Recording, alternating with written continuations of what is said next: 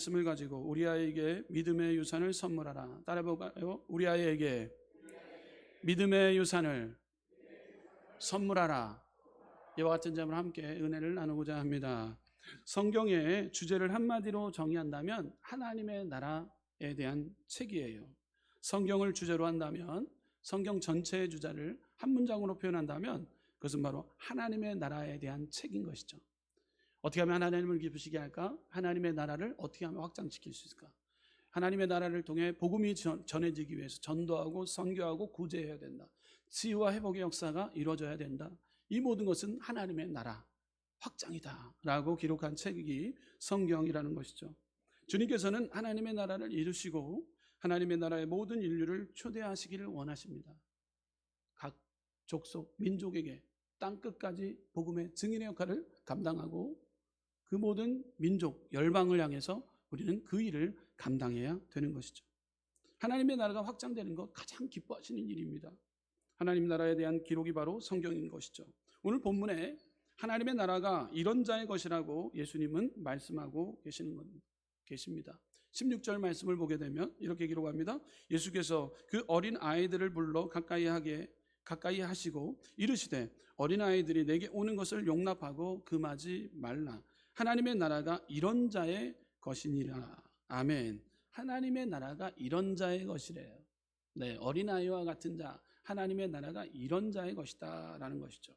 하나님의 나라의 주인공들이 바로 어린이들이라는 거예요. 어린이들. 여러분, 어린아이들은 어떠합니까? 특징이 순수합니다. 깨끗합니다. 영혼이 맑습니다. 저와 여러분들 어린아이 같은 마음을 가지고 우리가 기도했더니만 하나님께서는 비를 내리게 하셨어요. 여러분 믿으십니까? 저는 그것이 참 믿어져요. 하나님 순수한 마음으로 하나님 이 나라 민족 가운데 비를 허락하여 주옵소서. 그것도 뭐 얼마나 비가 알맞게 오는지 몰라요. 주일날 딴 데 가지 말라고 주님 전에 달려오라고 이렇게 한 주간 우리가 많은 사람들이 해외로 나가기도 하고 들로산으로 나가기도 하고 하는데 주일날만큼 이렇게 딱 비를 알맞게 또 허락해 주셔서 주님 전에 와서 예배 드릴 수 있는 것 하나님께 기도했던 저와 여러분들의 기도를 응답해 주신 줄 믿습니다. 비가 알맞게 온 것 같아요. 계속해서 비가 내려야 될 때 우리는 또 한번 기도합시다. 그럴 때 하나님께서는 어린아이들의 그 순수한 마음을 가지고 기도했던 믿음의 기도를 응답해 주시고 또한 이 땅, 이 민족 가운데 필요를 채워주시는 은혜를 경험하게 될 줄 믿습니다. 어린아이들의 특징은 순수한 거예요. 깨끗한 거예요. 맑은 거예요. 한 아이가 주일학교를 끝마치고 집으로 가기 위해 버스 정류장에 버스를 기다리고 있었습니다. 오늘 선생님을 통해 배운 공과 내용은 요나 이야기였던 거예요. 물고기 뱃속에서 살아남은 요나 이야기를 배운 날인 거예요. 요나와 물고기가 그려진 책을 손에 들고 버스를 기다리고 있는 중이었어요. 이때 늘 하나님의 말씀에 회의적인 한 사람이 꼬마에게 짓궂은 질문을 하게 됩니다. 평상시 때 교회에 대해서 부정적인 회의적인 말만 하는 아저씨를 만나게 된 거예요. 아저씨가 아이에게 말을 걸어옵니다. 얘야, 너가 요나가 큰 물고기 뱃속에서 살아난 이야기를 정말 믿니?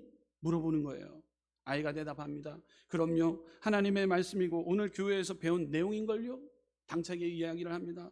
얘야, 너는 요나가 3일 밤으로 뱃속에서 있다가 살아난 것을 증명할 수 있어? 물어보게 됩니다. 잠시 생각하다가 이렇게 대답을 했습니다. 천국에 가면 요나 아저씨에게 물어볼 거예요. 얼마나 참 아름다운 이야기입니까? 아저씨가 또 묻습니다. 요나가 만일 천국에 없고 지옥에 갔으면 어떻게 할래?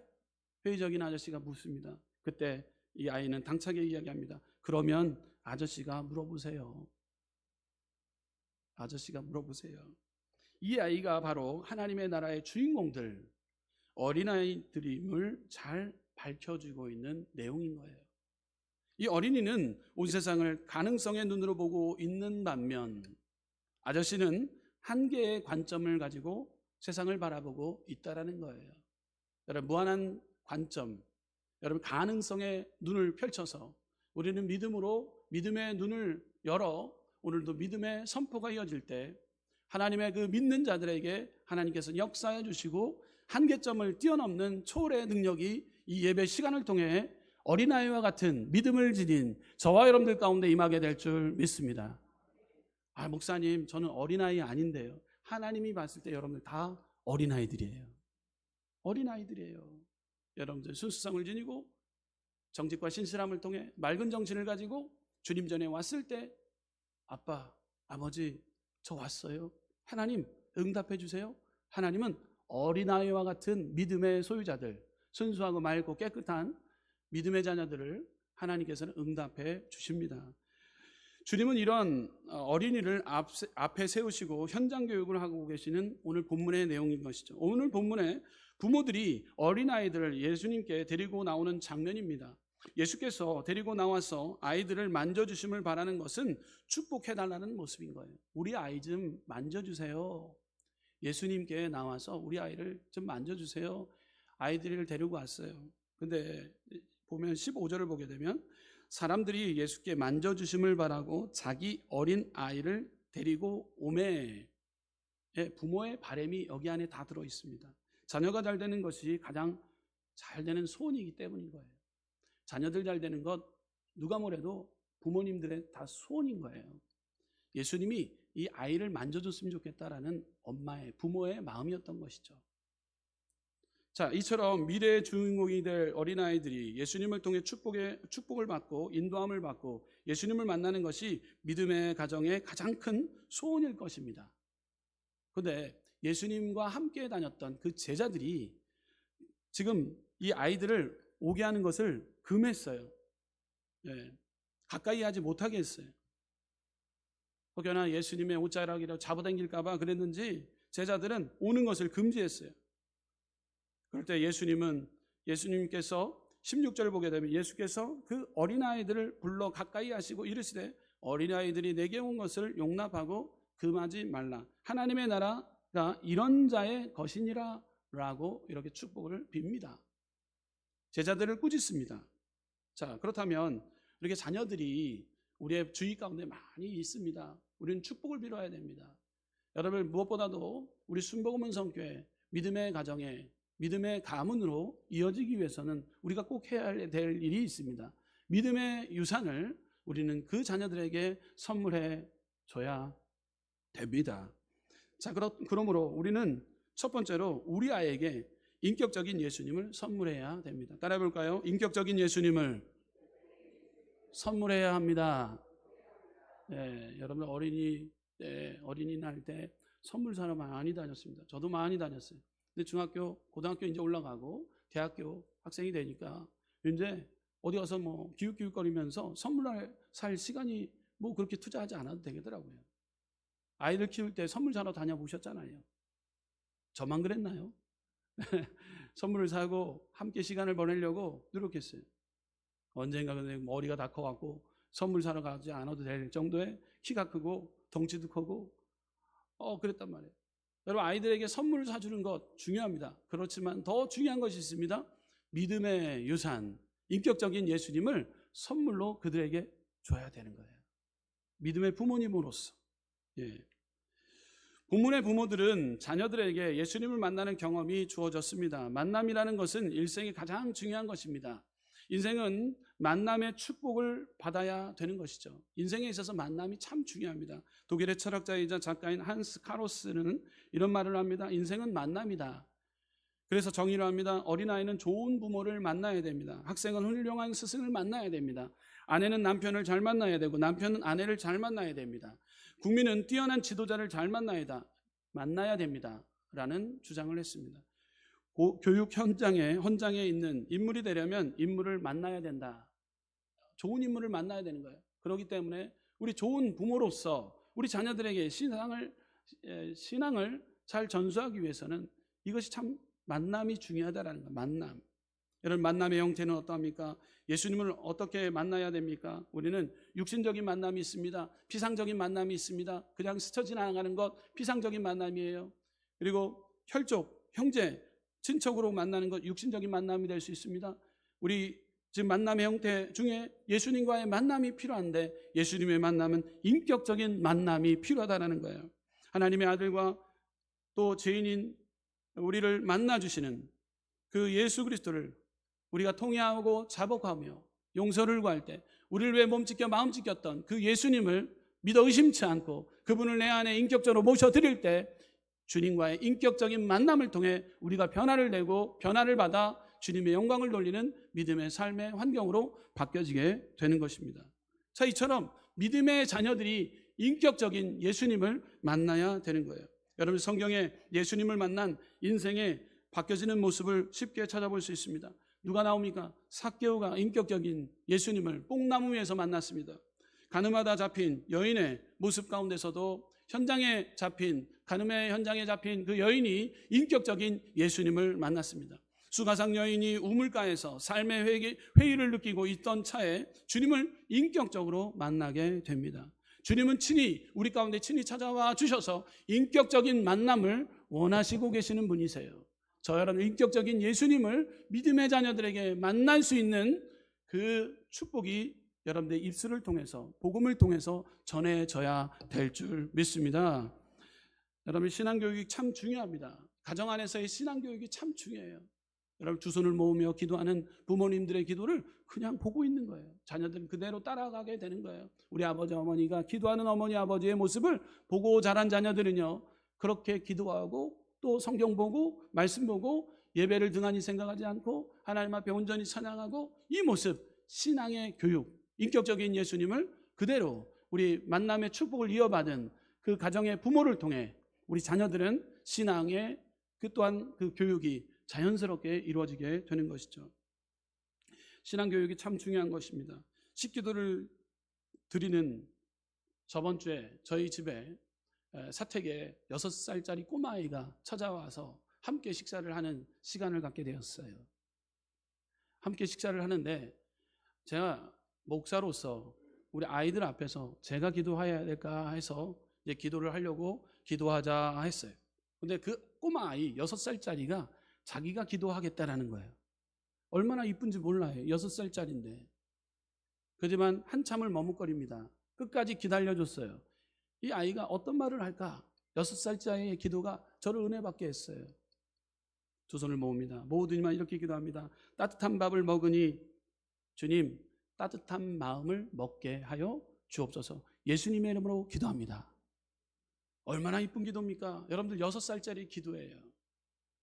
여러분들 신앙의 교육, 어머니 아버지의 믿음을 통해서 그들이 자라가고 있는 모습인 거예요. 똑같이 따라하더라고요. 제가 교구실에서 100명의 성도님들이 왔다 가면 기도를 해주시고 기도를 해드리고 축복 기도를 합니다. 근데 우리 아이가 어느 날 그 방언하는 것을 봤나 봐요. 안수기도 하면서 방언 기도를 하는 걸 봤나 봐요. 근데 집에 와서 이제 주일날 사역 마치고 왔는데 한참 아빠 오니까 막 그 거실을 몇 바퀴 돌더니만 제가 여장을 풀고 소파에 앉으니까 우리 아들이 두 손을 높이 들더니만 제 머리에다 올리더니만 멜롱멜롱 하는 거예요. 이놈 자식 뭐 하는가? 그랬더니만 아버지의 모습 그대로 따라하는 거예요. 방언이 안 나오니까 멜롱멜롱이에요. 멜롱멜롱. 여러분들, 신앙교육은 부모님을 통해서 그대로 전수되어지게 있다라는 거예요. 여러분들, 얼마나 아름다운 기도입니까? 따뜻한 밥 먹으니 따뜻한 마음 먹게 해주세요. 예수님의 이름으로 기도합니다. 이렇게 기도하는 자, 여러분, 우리 자녀들이 예수님을 인격적으로 만나게 해줘야 되는 것입니다.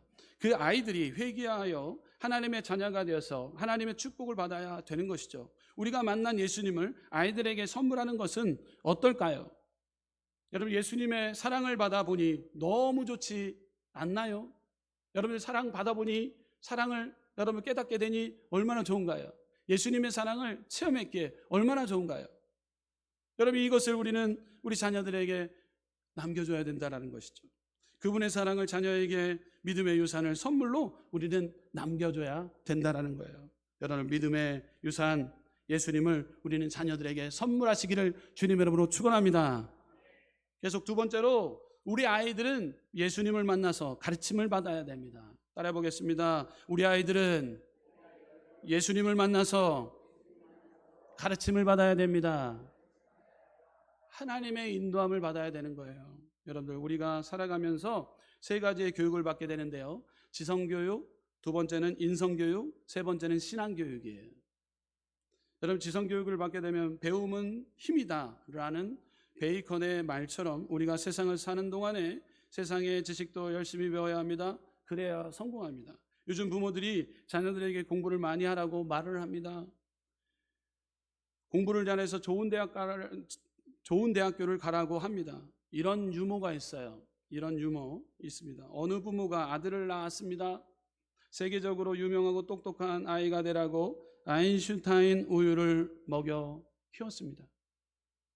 여러분, 화면 좀 한번 보여줘야죠. 아인슈타인 우유. 아까 그렇게 준비하라 그랬는데, 네, 이 우유를 먹였대요.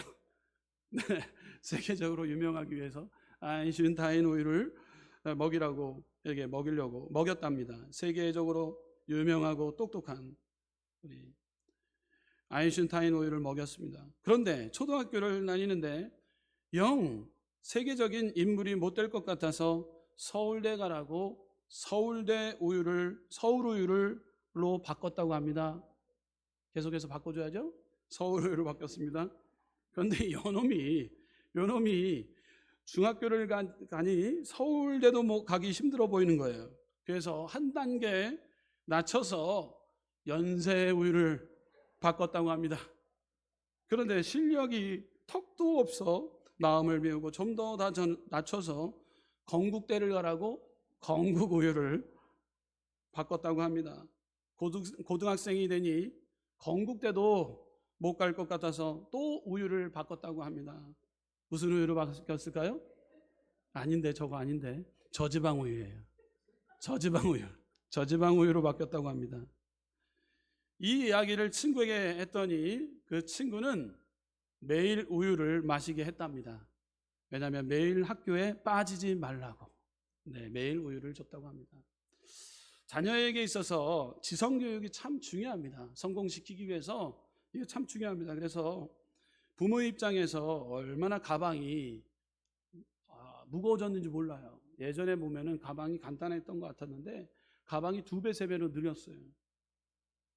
아침에 일찍 나가고 저녁 늦게까지 학원을 전전긍전하다가 돌아와서 파김치가 되어서 아무 말도 못하고 들어가는 자녀들 보면서 참 안타깝습니다. 우리 자녀들은 지성교육을 지금 배우고 있는 것이죠. 네, 지성교육이 필요합니다. 자, 그렇다면 또 우리 삶의 현장에서 필요한 교육이 있습니다. 인성교육이에요. 인성. 댐댐이가 중요합니다. 인성교육은 인간적인 가치관이 중요하며 사람으로서의 자질을 갖추고 올바르게 사회와 교류할 수 있는 인간적 교육을 말하고 있는 거예요. 즉 지식과 능력만을 강조하는 전통적인 교육과는 달리 인간적인 가치관과 윤리적인 지식, 태도, 행동 등을 강조하여 개인의 인격과 사회성을 함양하는 교육인 것이죠.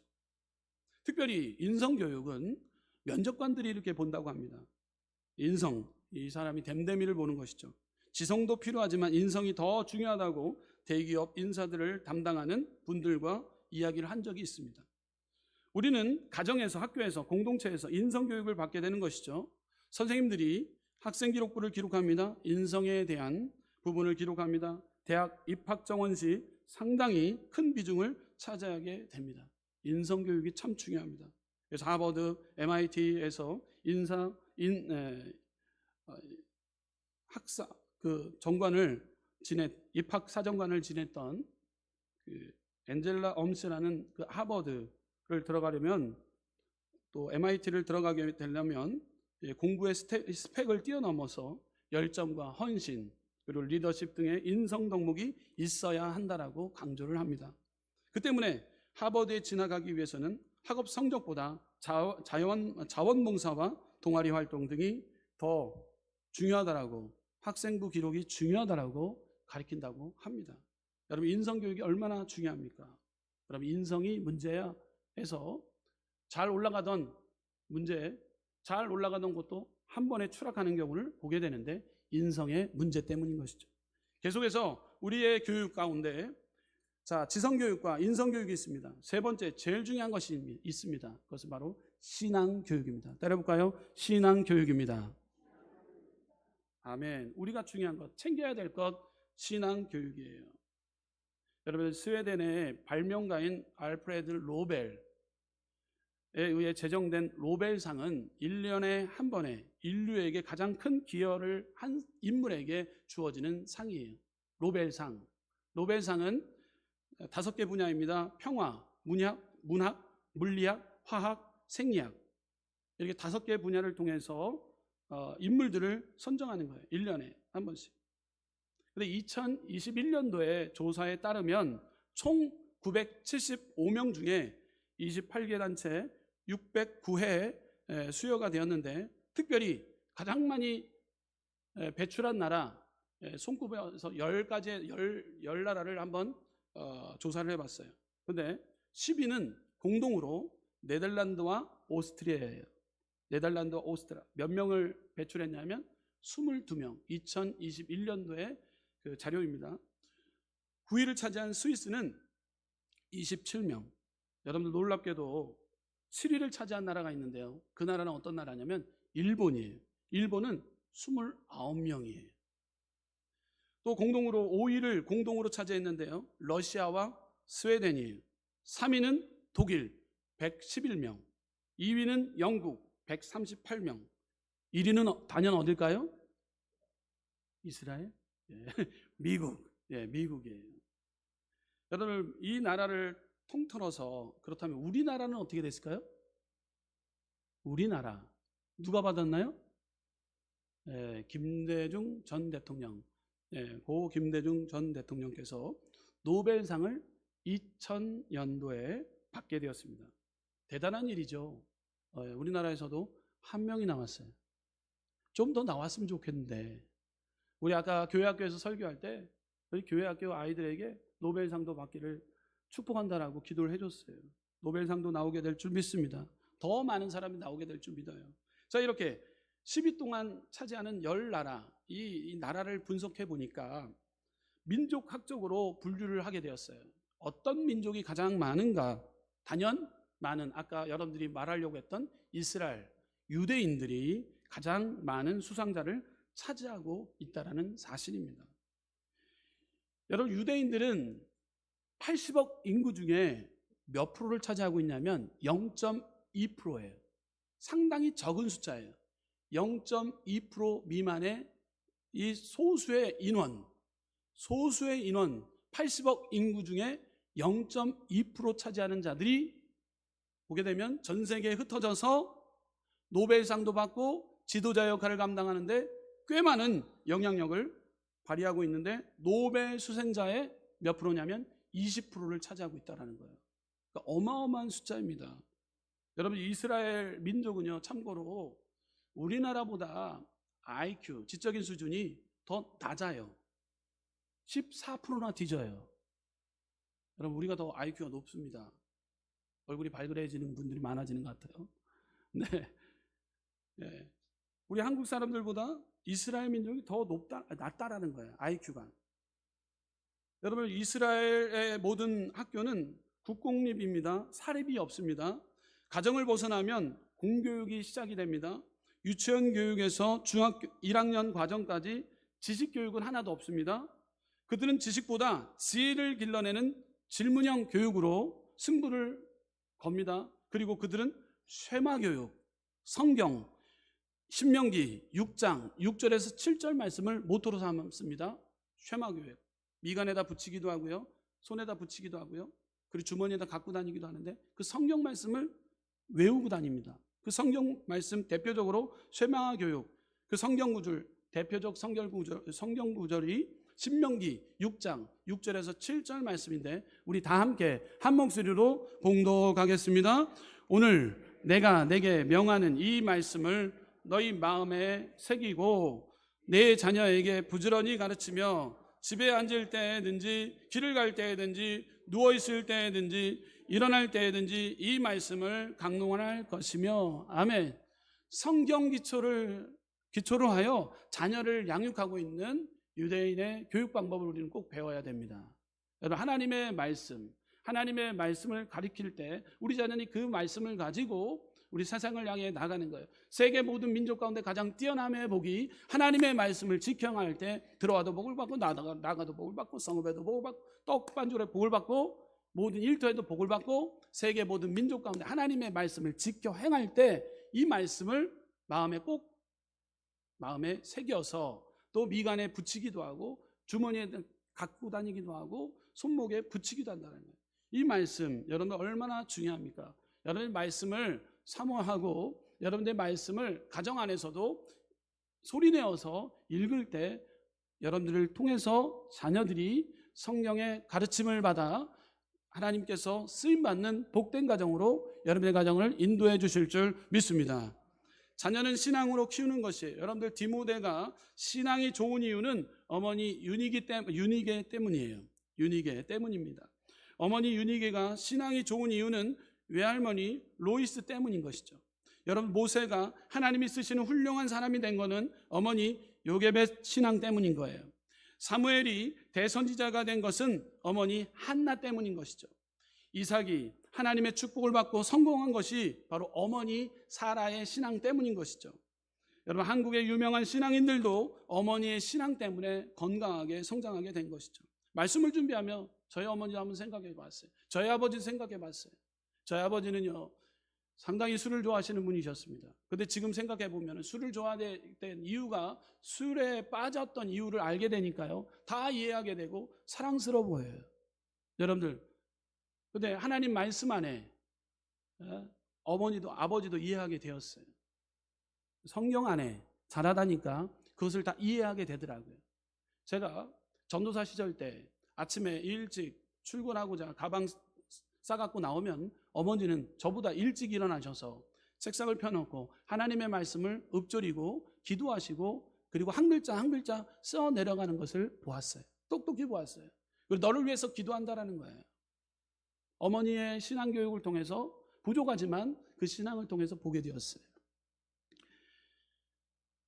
그리고 돌아가실 때 우리 어머님이 좀 남겨놓은 것이 있는가 해서 방바닥 보면은 용돈도 넣어놓고 뭐 돈도 넣어놓을 줄 알고 한번 방바닥을 다 뒤져봤어요. 땅 문서 아니면은 뭐 10,000원짜리라도 땅바닥에다 뭘 좀 이렇게 좀 깔아놨을까 해서 다 뒤집었었어요. 그리고 각종 어머님이 입었던 그 유품 중에 주머니를 다 뒤져봤어요. 다 뒤졌는데 나왔던 것은 다른 것이 아닙니다. 성경 말씀 그리고 이 메모 용지에다가 한 글자 한 글자 써내려갔던 거 그 말씀을 다 주머니에다 넣어놓으시고 돈이 나올 줄 알았어요. 유품을 정리하면서 돈이 나올 줄 알았어요. 그냥 장판을 들어보면은 예전에 어르신들 보면 할머니들 보면은 여러분들 장판 밑에다 돈을 다 숨겨놓지 않았습니까? 돈이 좀 나온 줄 알았더니만 웬걸요. 메모 용지에다 다 성경 말씀인 거예요. 우리 자녀들이 보면서 깔깔대고 웃었어요. 저 어머니 통해서 뭐 좀 나올까 했더니만 다 성경 말씀밖에 나오지 않았다 라고 하면서 웃었어요. 여러분 하나님의 말씀 가운데 온전히 쓰고자 노력할 때 여러분의 가문이 잘 되게 될 줄 믿습니다. 성경에 나오는 인물을 통해서 우리는 볼 때 어머니의 신앙을 통해서 믿음의 자녀들이 잘 되는 것을 우리는 보게 됩니다. 저도 잘 될 것이고 여러분들의 자녀들도 잘 될 줄 믿습니다. 여러분 어머니의 기도를 통해서 할아버지의 기도를 통해서 할머니의 기도를 통해서 믿음의 후손들이 다 잘 되고 있는 줄 믿습니다. 여러분 신앙의 밑바탕을 통해서 믿음의 명문 가정을 우리는 만들어 나가야 될 줄 믿습니다. 우리 자녀에게 살아계신 하나님을 가르쳐 줘야 됩니다. 하나님을 전심으로 사랑하는 것을 우리는 가르쳐 줘야 됩니다. 기도하는 것을 가르쳐야 됩니다. 감사 생활하는 것을 가르쳐야 됩니다. 정직하게 행동하는 것을 가르쳐야 됩니다. 남을 용서하는 것을 가르쳐야 됩니다. 왜요? 주님이 우리를 용서했듯이 우리 또한 용서하지 못할 것이 없기에 용서를 우리는 자녀들에게 가르쳐야 됩니다. 여러분 하나님은 공의로우신 분이기 때문에 우리는 정직함을 하나님을 통해 공의로우신 분을 배웠기 때문에 우리 또한 믿음의 자녀들에게 정직함을 가르쳐야 됩니다. 여러분 감사 생활을 해야 됩니다. 밥 먹을 때 감사 생활을 해야 됩니다. 기도를 가르쳐줘야 됩니다. 인간은 부족한 존재이기 때문에 하나님 우리는 아무것도 할 수 없습니다. 하나님이 지켜주셔야 됩니다. 기도하는 어머니 아버지를 통해서 그렇게 능력이 많으신 분 같은데 어느 날 보면은 부족하고 연약한 모습으로 하나님 앞에 두 손을 모아 기도하고 있는 아버지 어머니의 모습을 통해 자녀들이 우리 아버지 어머니 대단한 분으로 봤는데 더 높으신 하나님 앞에 기도하고 있는 어머니 아버지의 모습을 통해 믿음의 자녀들은 배워나가고 있다는 사실입니다. 여러분 우리는 신앙을 믿음의 자녀들에게 전수해줘야 된다는 거예요. 여러분들 열심히 사는 것 가르쳐줘야 됩니다. 하나님은 게으른 분이 아니시기 때문에 우리는 부지런히 가르쳐야 됩니다. 때를 어떤지 못 어떤지 열심히 우리는 가르쳐줘야 된다는 거예요. 우리는 아들들을 가르치는 방법이 참 중요합니다. 아이들을 가르치는 방법이 참 중요합니다. 여러분의 삶을 통해서 우리 자녀들을 가르쳐야 되는 거예요. 예수님을 통해서, 예수님의 복음을 통해 우리 자녀들이 가르침을 받아야 됩니다. 자, 세 번째로 예수님이 어린아이를 사랑하신 것처럼 우리도 아이들을 사랑해야 됩니다. 따라해볼까요? 우리도 아이들을 사랑해야 합니다. 아멘. 여러분, 오은영 박사, 아동 전문가 오은영 박사가 10가지의 계명을 책을 통해서 기록한 것을 보게 되었습니다. 유가멘트 오은영 박사가 쓴 책, 가르치고 싶은 엄마, 놀고 싶은 아이, 이 책에 부모가 지켜야 될 10계명에 대해서 기록되어져 있어요. 엄마, 아빠, 이것만 지켜주세요. 이것만 지켜주세요. 자, 첫째 계명은 아이 말을 중간에 끊지 마세요. 여러분, 우리는 끊을 때가 많아요. 조그만 게 그만 얘기해, 이렇게 끊어버릴 때가 있어요. 그럴 때 부모에게 거절당했다라는 생각에 자신감을 잃게 됩니다. 저도 어렸을 때 많이 좌절감을 느꼈던 것 같은데, 부모님들이 조그만 게 그만 얘기해, 이렇게 이 말을 끊는 경우가 있어요. 여러분, 절대 우리 건강한 가정을 꿈꾸기 위해서는 자녀들이 이야기할 때 여러분들 말을 끊지 않는 지혜로운 우리 부모님들 되시길 부탁드립니다. 이것이 사랑의 어떤 표현인 거예요. 두 번째, 10계명 중에 따뜻한 눈길로 바라봐야 됩니다. 따뜻한 눈길로 바라봐야 돼요. 학습 지도나 밥 차려주기는 다른 사람도 할 수 있지만 진심 어린 사랑의 표현은 부모만 할 수 있답니다. 그렇기 때문에 따뜻한 눈으로 바라봐야 되는 거예요. 세 번째, 여러 사람 앞에 나무라지 말아야 됩니다. 누구나 창피당하면 기억이 있다면 잊고 싶기 때문에 아이의 잘못된 행동을 고치는데 되레 방해가 되기 때문인 것이죠. 자, 네 번째 계명 중에 때리지 마세요. 여러분들 많이 때렸어요. 많이 맞은 경우가 있어요. 여러분들 때리지 말아야 돼요. 여러분들 때리지 말아야 돼요. 부모에게 맞으면 아이는 세상이 안전하지 않다고 느끼기 때문인 것이죠. 체벌의 90% 이상은 부모가 자신의 감정을 다스리지 못한 결과로 빚어졌기 때문인 거예요. 여러분, 때리지 말아야 돼요. 다섯 번째 계명, 그렇다고 버릇없이 키우지 마세요. 안 되는 건 안 된다고 딱 잘라 얘기하세요. 소리 지르지 않고도 얼마든지 단호하게 말할 수 있답니다. 오은영 박사의 기록입니다. 여섯 번째, 제가 설교하다 요것이 걸려서 6계명이 걸려서 아들하고의 문제도 해결을 했어요. 아들하고의 문제 중에 돈을 내가 준다 그랬다가 돈을 안 줬는데 이번에 갚았어요. 지키지 못할 약속은 절대 하지 마세요. 공수표 날리지 말라는 거예요. 내가 용돈 준다 그럽니다. 용돈 안 줬던 거. 여러분들 오늘 말씀 들었다면 여러분 20년이 지난 지금이라도 달려가셔서 용돈을 자녀들 줘야 된다는 거예요. 지키지 못할 약속 절대 하지 말래요.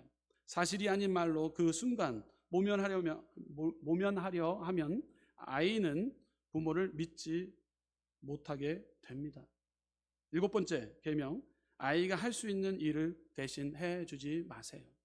시행착오를 통해 스스로 배울 수 있는 기회를 빼앗는 행동이기 때문입니다. 여덟 번째, 자녀에게 사과하는 것을 부끄러워하지 마세요. 미안하다, 아빠가 미안하다, 용서를 구한다, 이 말을 해야 되는데 못해요. 안 해요. 우리 부모님 보면 이거 하면은 그냥 완전히 집안이 쑥대밭이 되는 것처럼 아빠는 이런 말 못한다 하는 표현하는 가정들이 참 많아요. 그러나 우리는 자녀에게 사과하는 것을 부끄러워하지 말아야 됩니다. 아이들은 부모를 쉽게 용서해 주기 때문인 거예요.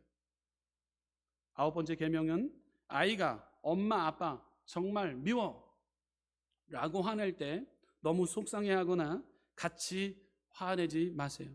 아이가 속마음을 표현하지 않게 됩니다. 10번째 계명, 아빠들은 아이와 보내는 시간의 양보다 질을 더 신경 쓰세요.